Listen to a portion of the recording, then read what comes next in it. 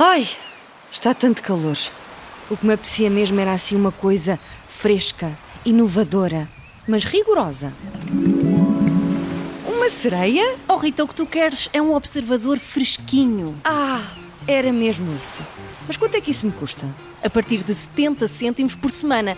Mas só se assinares o observador até dia 23 de agosto. Oh, então é mais barato que um gelado. E tu, sereia, já assinaste? Claro, eu e o meu cardume.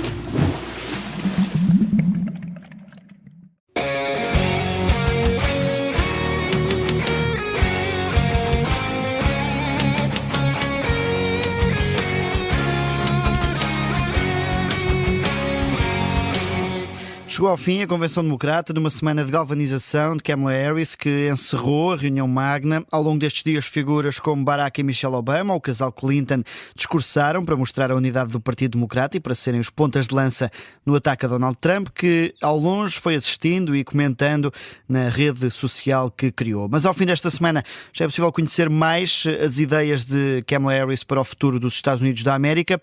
Nesta edição de América Dividida está connosco o especialista em política internacional Henrique Burné. Bem-vindo. Começava por aí, uma das críticas que tem sido feita à candidata democrata pela oposição é ainda não ter mostrado o pensamento que tem para o futuro dos Estados Unidos. As ideias políticas ficaram agora mais claras ou o foco continua a ser atacar Donald Trump? Olá, boa tarde. Eu diria que Kamala Harris correu-lhe bem a convenção naquilo que era menos esperado até agora e ainda deu poucas provas naquilo que é mais importante, ou seja, exatamente no ponto.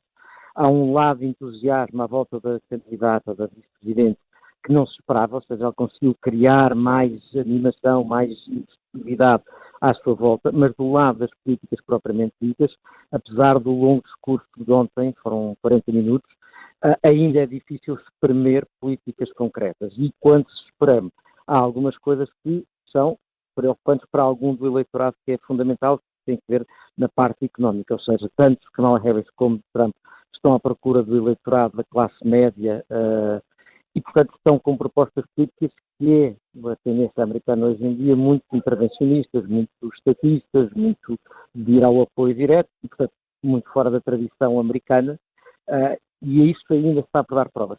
Houve um tema que eu acho que ela conseguiu resolver razoavelmente bem em termos de política internacional, que foi o de Israel. Ela conseguiu dizer duas ou três coisas difíceis e com isso calar os protestos que havia no Partido Democrata. Ela conseguiu dizer que o apoio americano a Israel é uma garantia, portanto não está em causa, mas também falou de um sofrimento de cortar o coração em Gaza, que é preciso pôr termo, e do direito à autodeterminação dos palestinianos, e falou do regresso dos refugiados. Ou seja, fez uma espécie de quadratura de círculo que é ideal. Mas foi o único tema em que foi mais claro em termos de política externa, porque depois enfim, falou da relação transatlântica, falou da América ser a liderança, ser a potência liderante do século XXI. Deixa-me só aproveitar por causa da questão da faixa de Gaza e de Israel. Esse é um ponto onde Kamala Harris quer ir mais longe do que Joe Biden e, por outro lado, é também um ponto onde importa marcar alguma distância face à administração de Biden? E é um ponto onde ela pode dizer que quer fazer coisas que não são fáceis de conseguir fazer, e, portanto, ela tem que ser mais candidata do que efetivamente vice-presidente. Isso, como eu dizia, é um pouco uma quadratura do círculo, isto é, conseguir que Israel se possa defender, que o sofrimento acabe em Gaza, que o Hamas, ela não disse, mas enfim, que o Hamas seja destruído, que os reféns regressem, isso é mais fácil dizer do que conseguir. E, portanto, ter essa ambição é um discurso que uma candidata pode ter, conseguir fazer isso é uma concretização que um presidente, se fosse Biden o candidato, dificilmente poderia conseguir, porque não é fácil, como temos visto neste já quase um ano de guerra. Portanto, ela aí aproximou-se mais da promessa e de uma ideia aspiracional e fez a tal quadratura do círculo, do que propriamente de uma execução que será mais difícil, mas como não está nas suas mãos, parece-me que passou essa prova. E era uma prova difícil no Partido Democrata. Especialmente depois também das semanas de protestos à porta da Convenção. Onde é que a candidata democrata se procurou posicionar? Falou ali do direito ao aborto, mas depois foi também a questão da imigração. Tentou dar um toque à esquerda e um mais ao centro. Onde é que procurou estar Kamala Harris? Eu acho que ela está a tentar agradar a um eleitorado de classe média, indistinto da questão racial. Há aqui um aspecto que eu acho que é importante notar.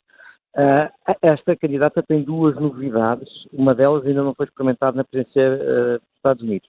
Uma é não ser branca, a outra é ser mulher. E, portanto, ela tem o desafio de não se tornar numa candidatura duplamente identitária. Eu acho que há uma tentação fácil, até dos apoiantes, de puxar por esses dois elementos, ou por um desses dois elementos.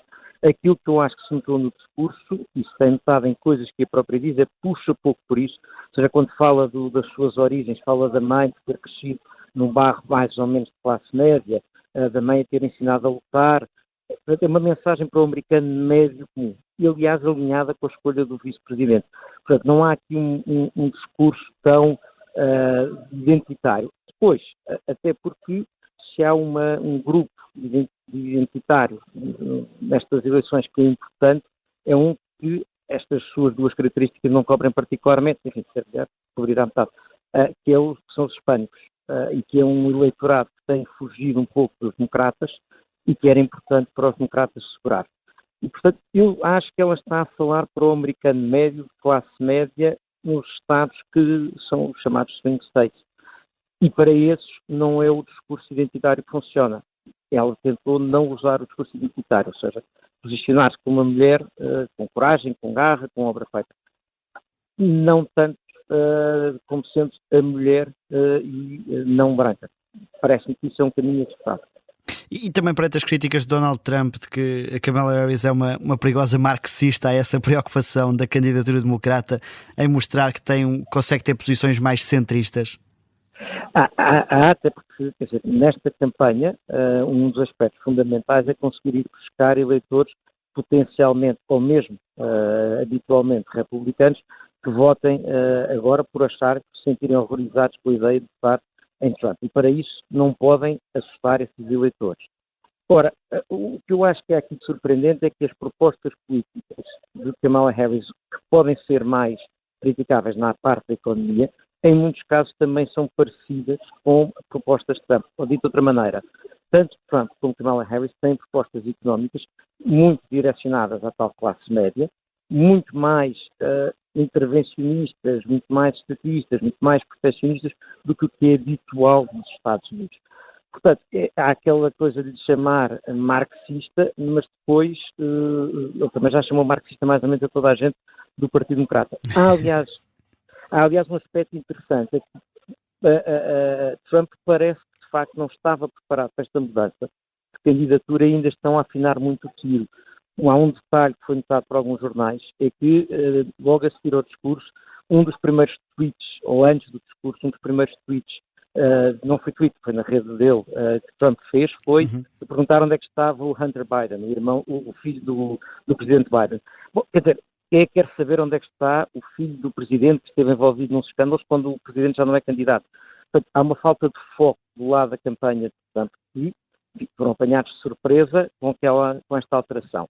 Veremos se eles conseguem afinar, mas por enquanto não parece. E, de facto, começa a ser difícil chamar extremista, socialista, marxista a toda a gente do Partido Democrata indistintamente.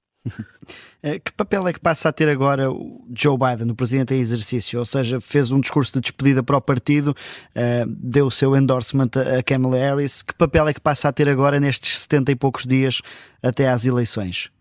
Eu diria que o mais importante é evitar estragos, ou seja, é conseguir que a presidência, não faça nada que prejudique a campanha, portanto, que crie animosidade nos eleitores. 2, que sirva de para-choques e, portanto, absorva os choques daquilo que não corra bem. Voltando, por exemplo, há pouco ao exemplo de Israel, assumir que isso é um tema de política atual e que o que corra bem ou mal é fruto da presidência e não propriamente da campanha do que aquilo que venha a ser no futuro. Isso parece-me ser outro papel. E depois há um terceiro que eu acho que Biden não está feliz da vida de terem concluído que ele não podia ser candidato. Acho que está contente com a solução alternativa, mas não está feliz da vida. Não é essa a ideia que passa. Mas isso não parece ser um problema de facto para os democratas. Portanto, dá-me a sensação que agora vamos ter que assistir a algum afastamento em relação à presidência. Há aqui um aspecto complicado, que é a questão económica. A presidência Biden garante que a situação económica é melhor do que os americanos acham que é. E essa divergência, ou seja, a percepção que os americanos têm e a imagem que a presidência tenta vender, pode ser decisiva, porque aí os eleitores, apesar de tudo, quer queiram, quer não, reconhecem que isto foi uma presidência democrata. E, portanto, isso pode ter aqui bastante efeito. E depois, voltando ao princípio, Miguel, ainda falta saber muita coisa sobre a candidata. Embora eu ache que ela tem a vantagem de termos começado tão tarde, pode dizer poucas coisas. E normalmente, numa campanha eleitoral em que se quer apanhar muita gente, começa-se do muito concreto para o mais generalista, para agravar o maior número possível de pessoas. Como o tempo de campanha que ela tem é muito mais curto do que Trump, por exemplo, que está em campanha praticamente há 4 anos, ou há 3 anos e meio, ela pode ser mais generalista, não é? Um bocadinho esta coisa de acenar e sorrir e criar um lado empático. Mas vai ser difícil fazer isso todo o tempo. Deixe-me só recuperar um bocadinho Joe Biden. Pareceu-lhe totalmente comprometido com esta candidatura de Kamala Harris? Isso parece-me que sim. Aliás, eu acho que Biden, nesse aspecto, Biden parece-me estar absolutamente satisfeito que tenha sido Kamala Harris. Aliás, a maneira como ele fez a sua saída foi completamente para garantir que era ela. Há um detalhe curioso. Todos temos a convicção de que Biden saiu contrariado e tentou resistir até o último momento. Isto dito, há um dado que me parece interessante, é que Biden anunciou a saída depois da convenção republicana. E, portanto, pode ter sido, quando chegou ao limite da sua resistência para dizer que queria ficar, mas também pode ter sido, e se não foi, a verdade é que resultou, uma jogada tática, porque a verdade é que a convenção republicana foi toda a atirar ao alvo Joe Biden e no dia a seguir o alvo desapareceu e era outro. Portanto, eu acho que nesse aspecto Biden tem sido absolutamente útil e está empenhado na vitória de Kamala Harris. Mais curioso foi, ou mais curioso, gerava mais expectativa para perceber onde é que o casal Obama se situava. São uma espécie de novos príncipes. Era a pergunta que lhe ia fazer a seguir, era se os Obamas estavam igualmente comprometidos. A percepção que há é que provavelmente não estiveram, mas agora estão. Ou seja, foram dos últimos a declarar o apoio, fizeram aquela simulação de telefonema que se pôs assim um bocadinho bastante de falso, mas enfim, é da natureza daqueles momentos. Há dúvida se de facto eles perderam a oportunidade ou se não queriam, se foram apanhados de surpresa e não tiveram oportunidade de chegar à frente. A verdade é que o Obama é, apesar de tudo ainda, a personagem que mais entusiasma o Partido Democrata e Michelle Obama também cria imenso entusiasmo, como se viu. E, portanto, eles deram o seu apoio e disseram de forma inequívoca. Nós temos a sensação de que eles podem ter tido dúvidas, mas já lá vão. É um bocadinho como o resto do Partido Democrata. É curioso, o Partido Democrata é normalmente bastante, como é normal nos partidos americanos, bastante fraccionado. E apareceu nesta convenção completamente unido. Diferente, se calhar, do que quando foi com Hillary Clinton, por exemplo. Vimos aqui um partido totalmente a trabalhar para a vitória de Kamala Harris. Parece que sim. É curioso. É possível, e agora isto é totalmente especulativo, mas é possível que o facto de não ter passado pelas primárias, pelas divisões e pela acrimónia típica das primárias, tenha permitido que haja menos tensão interna, ou seja, não houve discussão de Kamala Harris com outros potenciais candidatos, não houve confrontos. Portanto, como nem sequer houve primárias verdadeiras, não é? Portanto, não houve candidatos que agora achavam que eles podiam ser a alternativa, isso pode ter ajudado a que haja menos acrimónia interna e haja mais unidade. E depois, ela de facto toca a vários eleitorados lá dentro, ou seja, voltamos, é mulher, não é branca, mas ao mesmo tempo veio do lado da ordem, da justiça, foi procuradora, portanto, ela cobre bastante lados. Tem mais dificuldade, obviamente, em ir para lá do centro, ao eleitorado moderado republicano. Mas esse eleitorado eu acho que vai lá mais parar por objeção a Trump do que propriamente por entusiasmo com Kamala. Não lhes vou roubar muito mais tempo, só aqui já na nossa reta final. Esta foi a parte mais fácil para Kamala Harris. O verdadeiro desafio é a partir de agora e os debates vão ser o momento mais preponderante desta caminhada? Quer dizer, eu acho que se diz isso porque correu bem. Ou seja, esse era o grande momento. Podia ter corrido muito mal ou podia não ter corrido bem e estaríamos agora a dizer, bom, vamos lá ver se tem direita. Portanto, eu acho que o ponto positivo é isto era um enorme desafio. Ser candidata sem ter havido primárias, sem ter sido candidata a candidata e ter o Partido Democrata unido. Conseguiu. Não era nada fácil. Agora sim, vamos ver como é que ela consegue fazer com Trump. Há um aspecto, e é apenas novo, especulação, vamos ver como é que corre. Mas o tom que ela tem usado é o tom precisamente da procuradora, ou seja, é um tom acusatório em relação a Trump. Portanto, eu antevejo um debate em que ela vai carregar sobre Trump. Isso, enfim, pode ser uma diferença interessante. Vamos ver. E só mesmo para terminar, já aqui falou um pouco, Donald Trump está a ter dificuldades em mudar o chip. A continuar assim, isto é uma rampa deslizante? Parece, quer dizer, também às vezes é preciso perceber que há aqui um momento de entusiasmo, há aqui um momento a favor de Kamala Harris e depois a pode alterar. Tendo cuidado com estas posições definitivas, não é? Quando foi o tiro, parecia que estava ganho, quando foi o debate, parecia que estava ganho, agora há isto, parece que está ganho para o outro lado.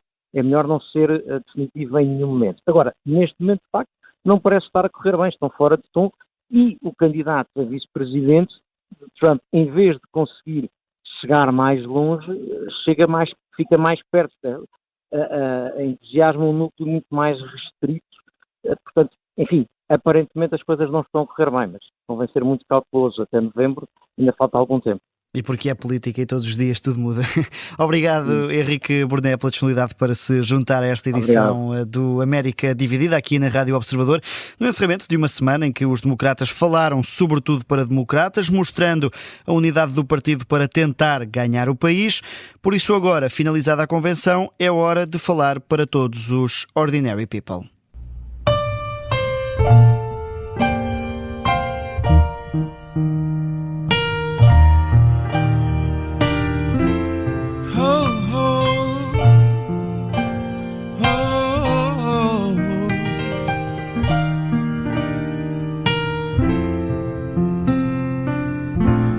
I'm in love with you, but this ain't the honeymoon. Past the infatuation phase,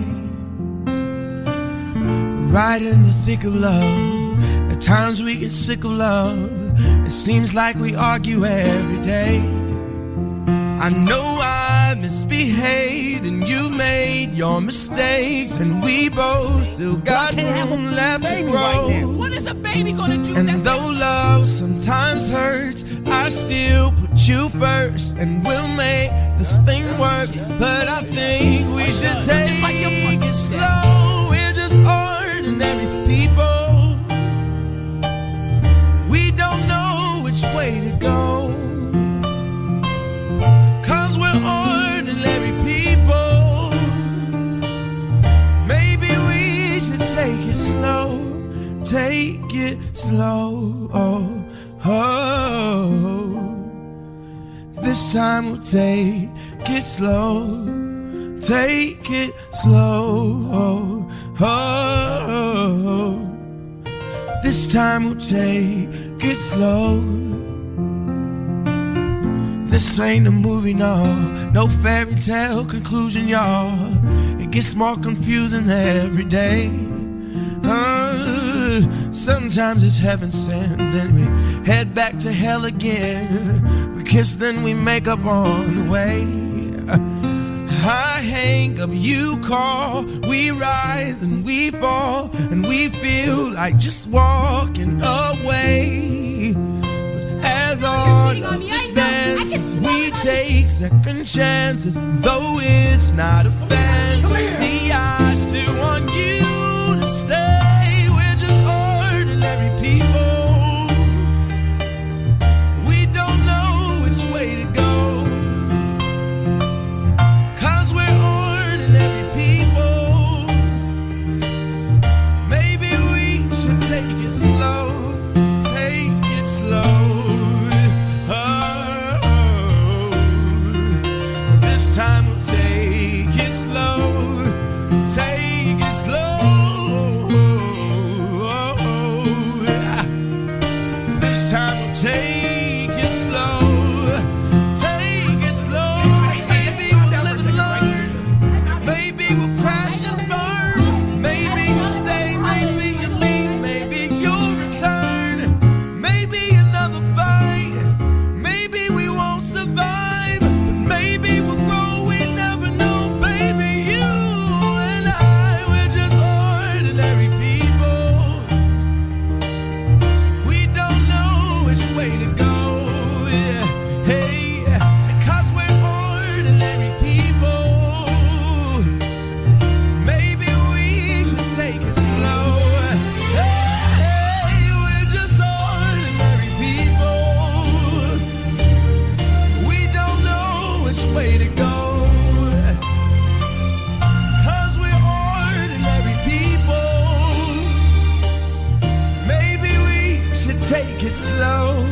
take it slow. This time we'll take it slow. Take it slow. This time we'll take it slow. Take it slow. Slow. This time we'll take it slow. Take it slow. This time we'll take it slow.